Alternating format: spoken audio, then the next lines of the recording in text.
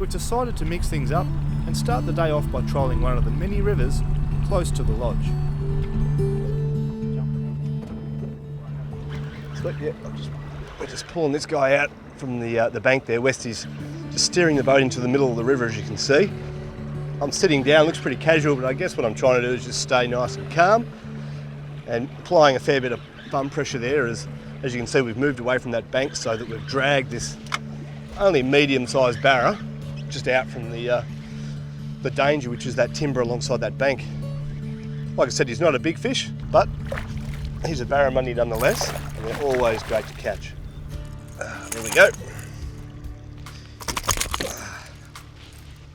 He's a nice little fish, probably about 55 centimetres, so I guess legal.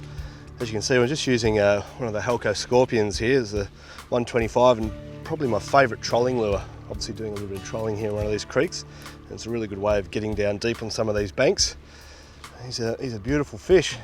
Tell you what we'll do though, get these hooks out nice and quickly, if we can. There we go. There we go. And we'll get this guy back in the water. Off you go, mate.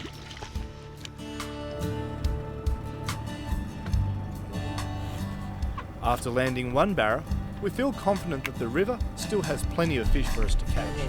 So we change our approach and begin to work the same stretch of bank, only this time by casting and retrieving deep diving lures.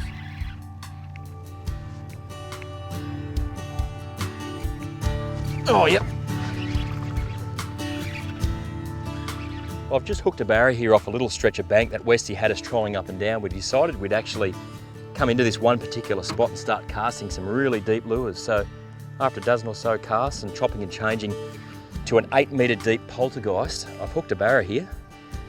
Westy's brought us out into the middle, so it should be a fairly clean fight from now. Here he is, beside the boat. There we go, Shan.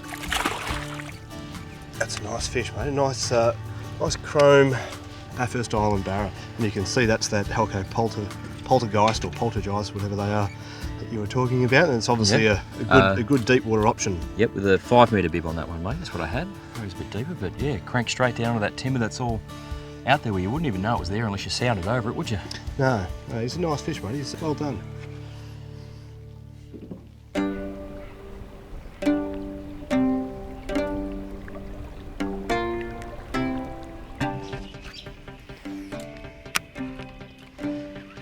I'm using one of Daiwa's new Tatular bait cast reels, and let me tell you, it is absolutely perfect for barra fishing. There's a few reasons for that.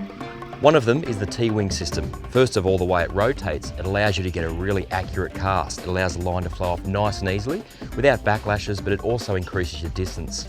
In addition to that, the new gearing system means that when you're winding on a 6.3:1 gear ratio with some of these big diving barra lures, you don't have that heavy resistance. It's like a reduction gear in a four-wheel drive. It's really, really easy to wind. Combine that with a UTD drag system and you have the perfect reel for tropical creek fishing.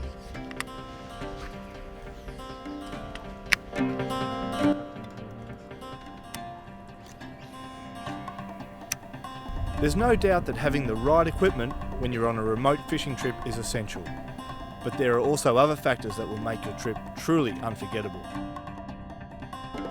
Really pays to have a guide. I tell you what, they make a massive difference. These guys know these waters inside out. Sure enough, Westy has put us onto another fantastic Northern Territory barramundi. Oh, Shan, that's quite a nice barra. Oh, easily the best one we've caught up here so far this morning. You're right, you said he was a nice solid fish. He's definitely significantly bigger than everything else we've seen so far. Well done, mate. Thanks, Micah. Yeah, I'm really happy with that. It's a thick fish, isn't it? Absolutely. Let's get this lure out of this super silver fish. There we go. All right, well done. All right, I'm going to get him back in the water, Shan. Thanks, Micah.